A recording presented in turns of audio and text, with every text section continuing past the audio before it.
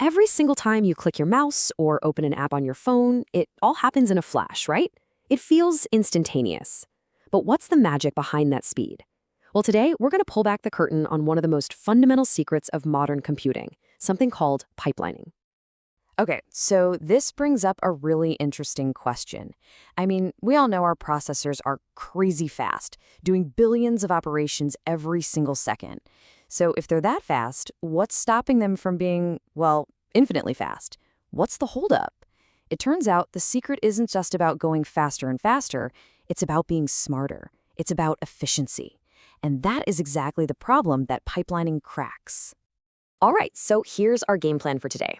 First, we're going to take a quick look at the old school way processors used to work.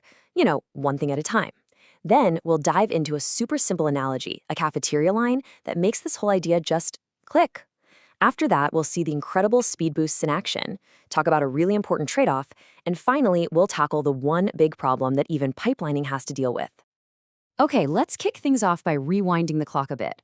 We're going to look at what I'm calling the one-at-a-time processor, which is pretty much how computers used to get things done. So back in the day, a processor was kind of like a one-track mind worker. It would take one single instruction and have to see it all the way through to the end, from fetching it to figuring out what it meant to actually doing it. Only when that entire process was 100% complete could it even think about starting the next instruction. You can probably see the problem here, right? All the other parts of the processor, the parts for fetching or decoding, were just sitting around, twiddling their thumbs, waiting for their turn. It was a massive, massive waste of potential. So how do you fix that problem of all this wasted downtime? Well, the solution is actually something we see every day, and it's super intuitive. To get it, we're going to use a simple analogy, a cafeteria line. Think of it as a human-powered assembly line. Just picture it. You're in a cafeteria or maybe an automatic car wash. Now imagine if they made one person go through every single station, get the salad, then the main course, then the dessert, before the next person in line could even take one step forward. It would take forever, right? Of course they don't do that. Instead, while you're grabbing your salad, the person ahead of you is getting their main and the person ahead of them is paying. Everyone is in a different stage all at the same time. It's all about working in parallel. And this really gets to the heart of it. That one-at-a-time method, it's just painfully slow and inefficient. But the assembly line way? It's a total game changer. When you have multiple people being worked on at different stages simultaneously, the entire system's output just goes through the roof. It's not even close. Okay, so we've got that cafeteria idea down. Now let's take that exact same logic and apply it back to our computer processor. Let's see what this assembly line thinking does to its performance. All right, let's look at some actual numbers here. Without pipelining, let's see a processor can handle about 3.12 GIPS. Now, GIPS stands for giga instructions per second. That's 3.12 times billion instructions every single second. That already sounds insanely fast, doesn't it? But just you wait. Watch what happens when we introduce our assembly line. Boom. Just by breaking that exact same job into 3 separate stages, 3 stations in our little processor cafeteria, the throughput jumps to a whopping 8.33 GIPS. That is a huge leap. And here's the crazy part. We didn't make the hardware itself any faster. All we did was organize the work in a smarter way. Look at that side by side. The difference is just staggering. We're talking about a 2.67 times increase in throughput. The amount of work getting done every second has almost tripled just by thinking like an assembly line. So the real magic happens when the pipeline gets into what's called a steady state. Think of it like the cafeteria line when it's totally full. As the source material puts it, once you're in that steady state, all 3 stages would be active, with one instruction leaving and a new one entering the system every clock cycle.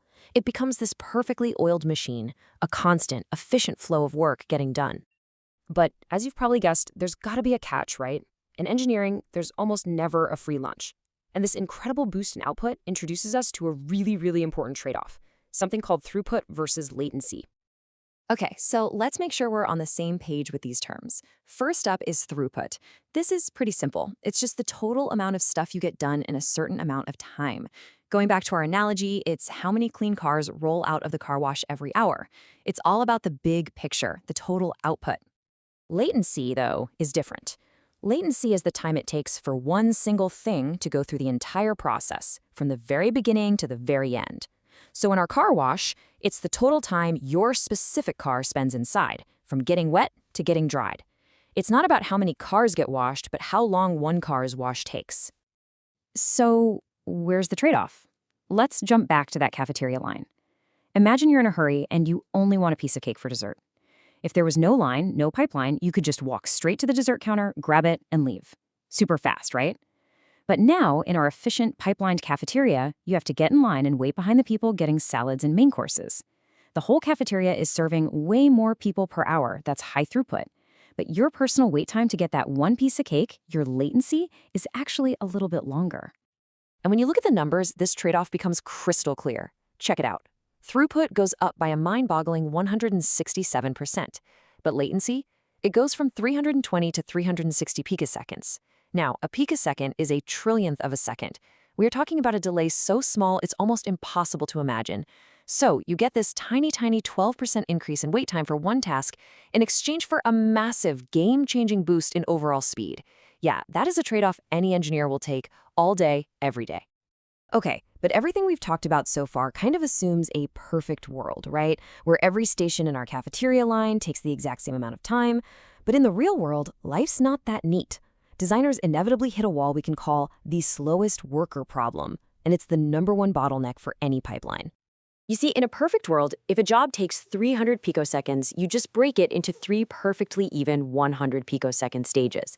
Easy. But real-world computer instructions, they're just not that simple. And this is where things get tricky. Let's say you have 3 stages. Stage A is super quick, only 50 picoseconds. Stage C is okay, at 100. But then there's stage B, the bottleneck. It takes a full 150 picoseconds. So even if speedy stage A finishes its job in no time, it can't move on. It has to just sit there and wait for the slowpoke stage B to finally finish and be ready for the next piece of work.